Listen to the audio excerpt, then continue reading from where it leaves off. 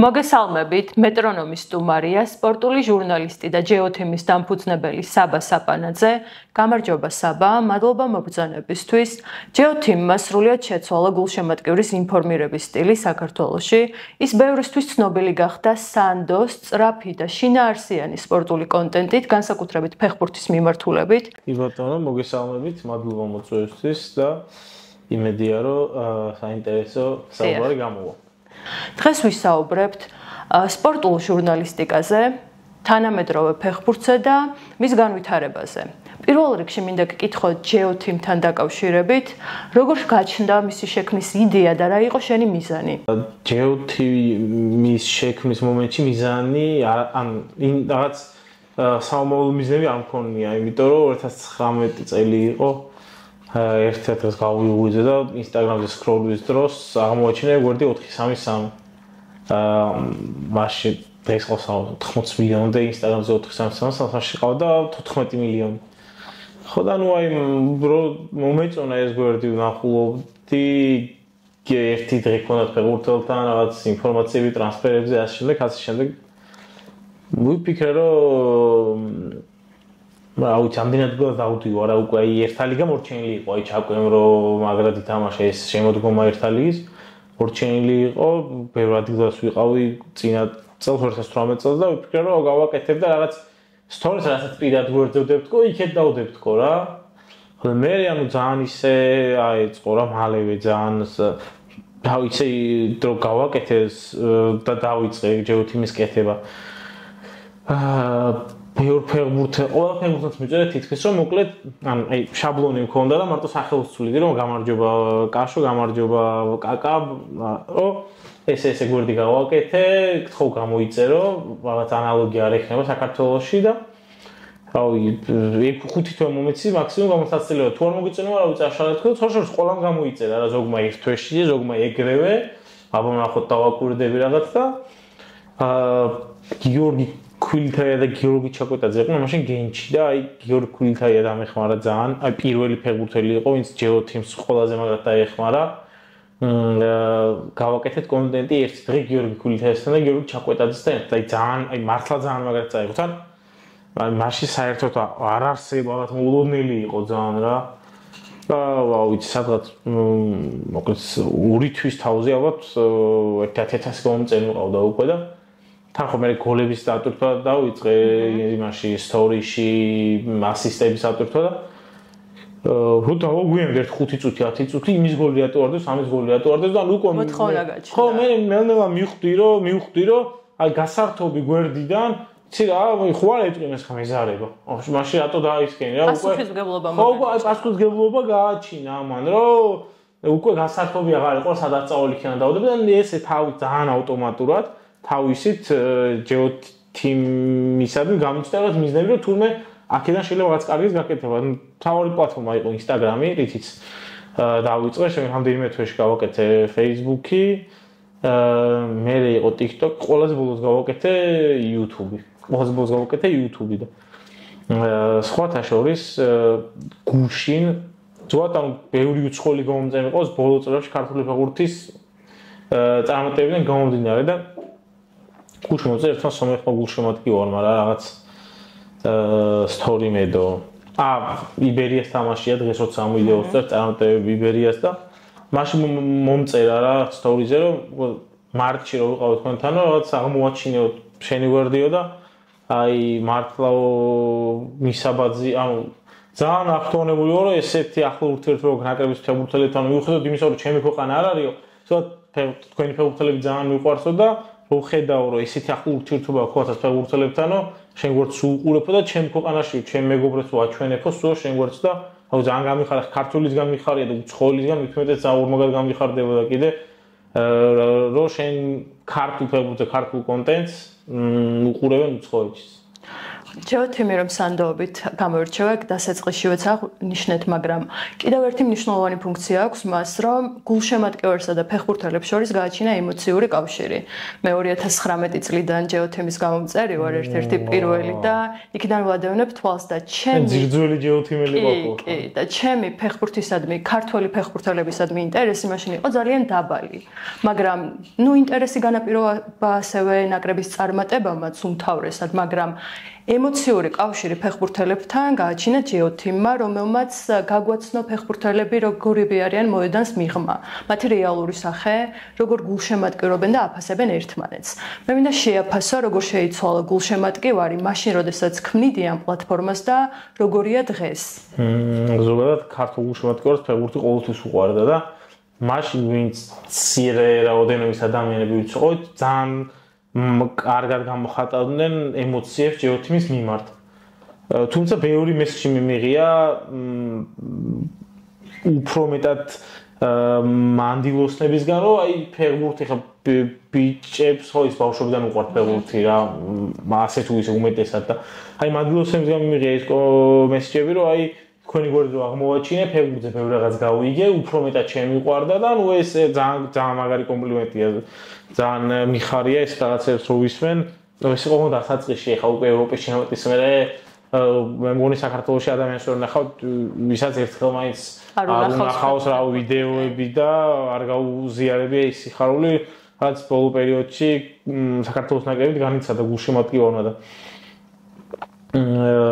ძალიან შეიცვალა ძალიან, იმიტომ რომ მე მithქვამს, რომ მაშინ უფრო ნაკლები იყო მარტივად საპონელი ვიდეოები. დღეს ისე არის, ისეთ ლიგებში თამაშობენ ჩვენი ფეხბურთელები, რომ ძალიან მარტივად იპოვი გოლ ასის რა, ესე რომ ვთქვა და ძალიან ჩემი მიზანი ბოლო წლებში სულ ის იყო, რომ მე დამენახებია გულშემატკივრისთვის მოედანს მიიღვა ეს ადამიანები, არ როგორც ფეხბურთელები, ადამიანები და შენ როგორც გულშემატკივარი ზოგადად, როცა ვიღაცას როგორც ადამიანს ეგრე შეიყვარეთ, მე კიდევ უფრო მაგად გულშემატკივრობ რა იმას. იმიტომ რომ როცა არ იცნობ როგორია ის ემოციურად გარეთ, მიმდრის გარეთ, შეიძლება რაღაც ერთ კომენტარი დაწერო რა, მას და როცა უკვე იცნობ და ემოციურად გიყვარს როგორც ადამიანი და არა ფეხბურთელი, კიდევ უფრო კარგად გულშემატკივრობ და ეს შეიკრა აქვს წვლილი ჯეოთიმს ამაში და მიხარია რომ რაღაცა კარგად გამომივიდა ამ კუთხით და კიდე ერთ-ერთი რაც აი რის გამო ჯეოთიმი გულშემატკივრობს ჩემს ძალიან უყვართ ის არის რომ ერთ-ერთი რომ შეიძლება შევიდეს პოსტზე და იქ ქოჩრას კომენტარი დახდეს, ყვარას კომენტარი, მამარდას კომენტარი, ესეთ პატარა დეტალები გაგრძნობიერებს რომ თითქოს ერთი ოჯახის ნაწილი. ხო, აი ბევრისგან მომისმენია რომ აი მე ჯეოთიმილად ვგრძნობ თავს, აი როგორც შენ 2019 წლიდან გამომწერი, ანუ შენ ხო ჯეოთიმის განვითარების ყველა ეტაპის მომსწრე იყავ.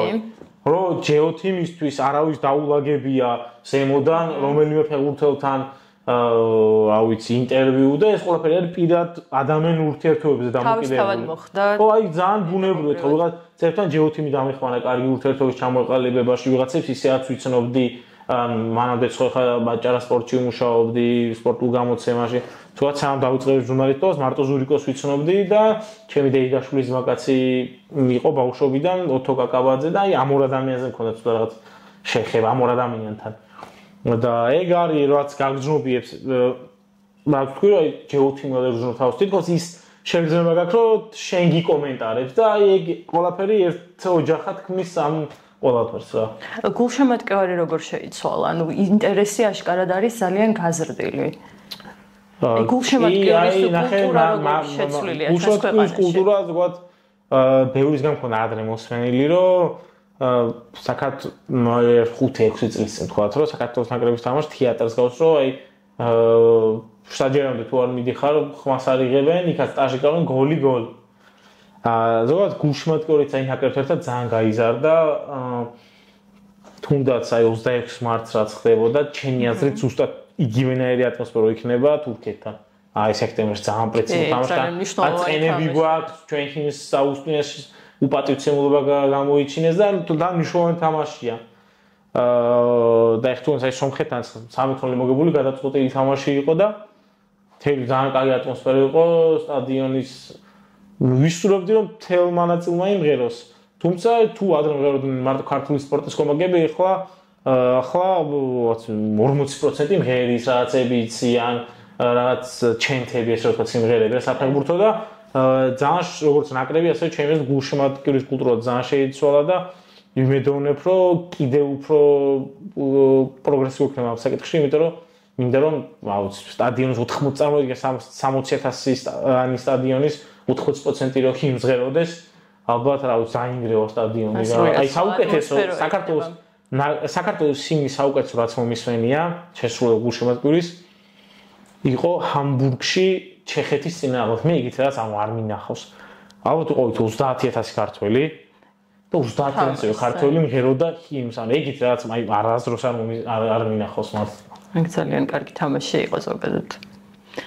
ხო, კიდევ ახლა აუცილებლად უნდა შევეხოთ ეროვნულ ნაკრებს, რომელმაც ბოლო პერიოდში ძალიან ბევრ წარმატებას მიაღწია. როგორ აფასებთ დღეს ჩვენი ნაკრების მდგომარეობას და ეს პროგრესი რომ შეაფასო და ასევე რა არის გამოსასწორებელი ჩვენს საფეხბურთო სამყაროში? სისტემაში. მაგარი რაღაც თქვა, France Football-თან მქონდა ინტერვიუ ვილი სანიელს, რომ ევროპის ჩემპიონატი პირველად გავოდითო წინა წელსო და შემდეგ სოფლიოს საკვალიფიკაციოდანო უკვე სოფლიო ჩემპიონატის მოგება სიტყვენო ქართველებიო. რაც ჩვენ ამბიციურობას მიუთითებს და მაღალ მოთხოვნებს. ზოგადად ანუ რეალი კი უნდა ვიოცნებოთ წარმატებაზე, მაგრამ რეალისტებიც უნდა ვიყოთ. თორე ზოგადად რაც არ არეალურ თუზე თუ 20 არ არეალურზე მე შეიძლება რომ უფრო წარეთ მოხდეს მარასასროლი შედეგი და ეს ფეხბურთელებზეც სუდად მოქმედებს, როდესაც ამ ხელმოლოდინს მიჩნდება შემადგენლობაში. მე უკვე აი წნეხთან და მაი იცი როგორ იყო შეგვიძლია რომ პირობითად აი ძველი ნაკრებს შეეძლო აი უოლსთან ფრეი თამაშა, აი შეეძლო ფაქტს გეუბნები. უოლსთან გასწორდეს ფრეი თამაშეთ, სოფლიო ჩემპიონატის ნახევარფინალისტი უოლსთან ფრეი თამაშეთ, სულჩიც კი ევროპის ჩემპიონატის ნახევარფინალისტი იყო 2016-ში, ხო თუ არ ვცდები ეგრე იყო და ფრეი თამაშეთ და მოლდოვასთან სახში ვერ მოვიგეთ.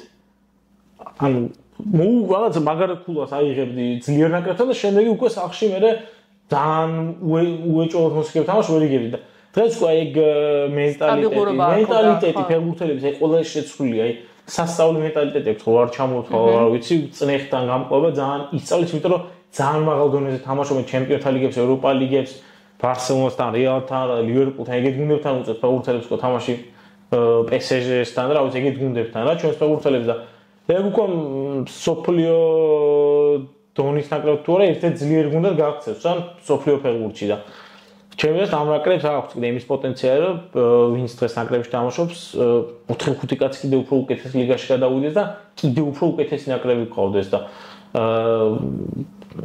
აი მართლა სიკვდილის ჯგუფში ვართ სექტემბერში სოფლიო ჩემპიონატზე ერთად აი რო უყურებთ ახლა მაკედონია და აუცი ვიღაცები ისეთ გუნდებში ავსტრია და ვიღაცები ისეთ ჯგუფებში მოხვდნენ აი 5 გუნდიანი და სან-მარინო გიბრალტარი იყო ჯგუფში რავი ავსტრიას თუ არ ვწდები არ მახსოვს რომელიღაც გუნდს ყავს უევიცი და ხოშა მოგეს გაგიმართლოს ან გაგიმართლოს იმაში რომ ბელგიის ყველაზე ცუდი თაობის ნაკრები შეხვდეს ან იტალიის ხდება ესპანეთი სოფლიო ევროპის ჩემპიონი და პრაიმში არიან ეს 17-18 წლის ბავშვები და კიდევ უფრო წინ მიდიან და მაგაში არ გაგვიმართლა მაგრამ ნუ ნახე რაღაც ცხრილი რო შეიძლება ავსტრია ყავდეს ჯგუფში სლოვაკეთი და პირველი ადგილისთვის იბრძოლო პირველი ადგილისთვის იბრძოლო ესპანეთი რო ყავს ჯგუფში ანუ აი რასაც მომდი რა რეალისტურად კი ესპანეთთან ვერ დაგიგმოვკე და ვერც რა ვიცი მაქსიმუმ ოცნებო რომ პირველ ადგილზე გახვიდე და უნდა იბრძოლო თურქეთს რომელიც მაგარ ფორმაში არ დაგიულერი ფორმაშია ილდის და ზოგადად კაი ნაკრები იყო თუ ყველა პოზიციაზე ვინც შიდა ჩემპიონატიდან ყავთ ეგენიც კაი ფეხბურთელები არიან გალათასარაი ყოველთვის გამოირჩეოდა თურქეთი ყოველთვის კარგი ნაკრები ყავდა და მათთვის არ არის კი ყოველთვის ევროპის ჩემპიონატი იყო თუ სოფლიო ჩემპიონატი სულ ღირსეულად თამაშობდნენ თავი არ შეუცხვენიათ არასდროს და აი თურქეთთან მოვიჭიდაო თქო აი მანდა წარმოიდგინე მეორე ადგილზე რომ გახვიდე მე პლეი-ოფში გიწევს იქ 9-თან გველეშაპი დაამარცხონ სოფლიოზე გახვიდე და რა ვიცი ჯერა რომ შეგვიძლია თუნდაც მეორეზეც გავიდეთ და მე პლეი-ოფშიც ვითამაშოთ იმიტომ რომ ეხლა ნაკრები ყავს 2 თვეში, 3 თვეში, 5 თვეში შეიძლება კიდევ უფრო უკეთეს ნაკრები იყოს, ამიტომ ჯერა ჩვენი ნაკრების ახლა როცა ამაზე ცუდი ნაკრები ვიყავით ბევრად, მაშინ რო ეკითხათ ნაკრების თამაში დღეს რას ვიზავთ, ვიგებთ. აი რას ვიქნებ რასიო საქართველოს ნაკრები ვისთან საუბრობ და ესპანეთთან თამაშს რო იქნება რასიო საქართველოს ნაკრები ვიგებთ ვიტყვი იმიტომ რომ აი ის არის გამარჯვების ელოდები ხო იგივე ფეხბურთელს წაგებული გადის უკვე მოედანზე აზრი არ აქვს იმის მოედანზე გასვლას რა უნდა შეეროდეს მოგების ქართული ფეხბურთელების ასპარეზს როგორ შეაფასებდი საერთაშორისო დონეზე ანუ ჩვენი ფეხბურთელები ძალიან კარგ კლუბებში თამაშობენ თუნდაც ხვიჩა ზურიკო მიქაუტაძე და მამარდაშვილიც ვიხილავთ ლივერპულში და რა როლი აქვს მათ თავიანთი ლივერპულია ჩვენს სამძიმე თემაა და რა როლი აქვს მათ თავიანთი კლუბების წარმატებაში? აი ხვიჩას ტრანსფერმა პარიზულ კლუბში სრულიად შეცვალა გუნდი და წარმატებაც ალბათ ხვიჩამ განაპირობა ერთ-ერთი მთავარი ფაქტორი იყო. ჩემი აზრით და არა მარტო ჩემი აზრით, რა ვიცი, ჩანს კიდევაც ლუის ენრიკესთვის შეტევის ხარში ხვიჩა არის პირველი ფეხბურთელი. აი ყველა შეიძლება შეცვალოს და ხვიჩას ყოველთვის ბოლოს სulis. აი თუ დააკვირდებით მე 4-0 იყო 3 წელს დამთავრებულია თამაში. სხვა არც ერთ ფეხბურთელის გოლზე არ ქონია ესეთი ემოცია ლუის ენრიკეს ჩემპიონის ფინალში როგორც ხვიჩას გოლზე. ამას ნუ არ განაპირობებს ამას ხვიჩა უნდა და ერთი ალბათ 2021 ესპანეთს რო გაუტანა ხვიჩა მაშინ თქვა რომ ასე თქვა რომ დიდ გუნდში მოხვდება და მაგის შემდეგ აკვირდებოდა ხვიჩას ხვიჩა ერთი წელიწად ნახევარია უნდა ლუის ენრიკეს ძალიან დიდი ხანია. აი ლუის ენრიკეს პირადი მოთხოვნით ხო წაიყვანეს ხვიჩა PSG-ში და ვთქვათ მაგიტო ხო იცი აი ძალიან რო გინდა ფეხბურთელი და რომ მოადა რომ გაგიმართლებს აი ეგ ემოცია ქონდა რომ აი მის მოყვანილ ფეხბურთელმა გაამართლა რა ვინ ძალიან დაჟინებით უნდოდა და ძალიან დიდი როლი აი ერთი კაცი დაიმატეს მარტო ზამთარში ანუ იგივე გუნდი იყო ზუსტად და კინაღამ ჩემპიონთა ლიგის მერვე ფინალში ვერ გავიდნენ გადარჩნენ და ანუ ხვიჩას შემდეგ ძალიან შეიცვალა გუნდი თან ლუის ენრიკე ყოველთვის აღნიშნავს ხვიჩას როლს დაცვით ფუნქციებში და უკვე მე მგონი რომ აღარც აძლევს მითითებას ლუის ენრიკე მაგ ასპექტში იმიტომ რომ ავტომატურად უკვე ხვიჩამ იცის რა უნდა გააკეთოს. ახალი უნარი გამოიმუშავა ხვიჩამ რომ დაცვაში ძალიან კარგად ეგ ნაკრებში ძალიან დაგვეხმარება. იმიტომ რომ უკვე ანუ იმის დონეზე ავტომატურად იცის რომ ბურთი რომ დაიკარგება უკან მიყვება და ფიზიკურად აი ძალიან მონსტრია იგივე რა ბოლო 3 წელია ბოლო 3 კი არა პირველივე სეზონიდან მამარდაშვილის მხრებზე დგას ვალენსია. აი ერთი ვიცი რომ 2 წლის წინ აი 100% გავარდებოდა ვალენსია, სადაც გავიდა მე მგონი მე-16 ადგილზე თუ მე-15 ადგილზე და იმ სეზონში 7 ჯერ გახდა ვალენსიის მატჩის საუკეთესო ფეხბურთელი მამარდა და წარმოვიდგინე ანუ ჩვენ საუბრობთ როლებზე, ჩაკოს დიდი როლი აქვს ვოტფორდში. კიდე სეზონის საუკეთესო ფეხბურთელი ზეც ორჯერ ავსტრიაში, სადაც ზალცბურგია, ვენის რაპიდია.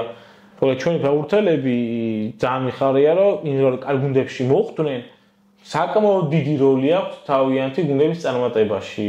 მიქაუტაძე, რა ვიცი, ესე ინდივიდუალურად ყველა ფეხბურთელი არ ჩამოთვალო, ძალიან ბევრ ფეხბურთელს თავის კლუბში აქვს ლიდერის როლი და ეს ძალიან მიხარია, იმიტომ რომ ეს მადროს იმის ფიქრის საფუძველს რომ მოხვალინე დღე კიდევ უფრო კარგი იქნება ქართული ფეხბურთისთვის. და ახალგაზრდა თაობისადმი ინტერესიც გაიზრდება სხვა დიდი კლუბებისგანაც. ეს ერთგვარად გზას უხსნის სხვა ფეხბურთელებსაც, როდესაც ასეთ დიდ კლუბებში ხვდებიან ქართველები. 100% ეგრეა, ადრე თუ ქართულ ფეხბურთელის ხსენებაზე პირველი ფიქრი ჰქონდა კლუბის დირექტორს არაპროფესიონალი, ვიცი, ფიზიკურად არაძლიერი, გუნდში სიტუაციის ამრევი დღეს ყველა ფეხბურთელი უკვე რავი ქოჩორა, კვარა, ყველა ვიცი, ვინძინა ნებისმიერი მამარდა თუ ნებისმიერი ფეხბურთელი ძალიან პროფესიონალი, ძალიან კონცენტრირებული თავის საქმეზე, თავის მოვლა იციან, კვებას იცავენ, რეჟიმს იცავენ, დისციპლინა ძალიან არის, ეგ არის საუკეთესო, აი ბავშვები ხო უყურებენ ფეხბურთელს ბაძავენ. და ჩემს აი მომავალ თაობაში ეგ იქნება რომ უნდა თუ ბაძავენ, უნდა მიბაძონო, ჯანსაღად იკვებონ, კარგად ეძინოთ, ბევრი სწორად ივარჯიშონ და მგონია რომ ეს ნაკრები ამ თაობის ნაკრები ძალიან დიდ საქმეს აკეთებს ამ წამსაც და მომავალი თაობის თვის ქართული ფეხბურთში. დიდი ავტორიტეტია ახალგაზრდა თაობისთვის ქართული ფეხბურთელები და ამ პასუხისმგებლობას გრძნობენ. მაისურები აღარაცია თქო მესის, რონალდუსი, სულ ქართული ფეხბურთელების მაისურებია. ყვარაცხელია მიქაუტაძე, მამარდაშვილი, ჩაკვეტაძე,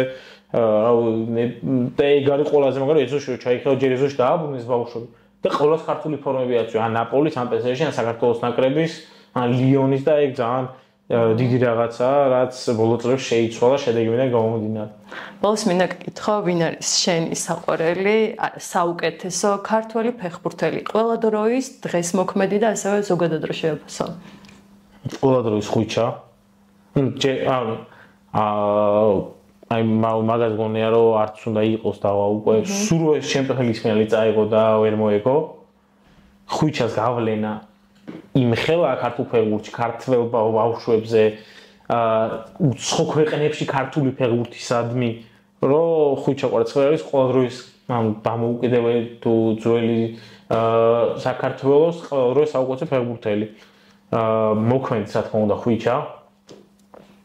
და ქართველებს მიღმა ქართველებს მიღმა ვინ არის ჩემთვის მსოფლიოს საუკეთესო ფეხბურთელი?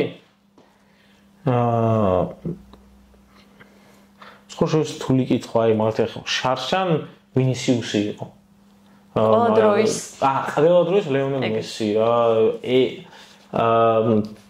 მაგ ხელა სიამონებას განიჭერდეს ფეხბურთელის თამაში. მე არ ვიცი მარადონა, პელე და აი რავი ძალიან შეიცვალა ფეხბურთი რა. მაშინ არ ვიცი არ იყო ეგრე როგორც სამი კაცი რო გიცავდა და ზონების ჩაკეტვა და თავისუფალი ფეხბურთი მიდიოდა წინასწარ წვებოდა მცველი ფიშკასავით აუვლიდი და გოლს იტანდი და ნუ ყველა იმაში რთული იყო.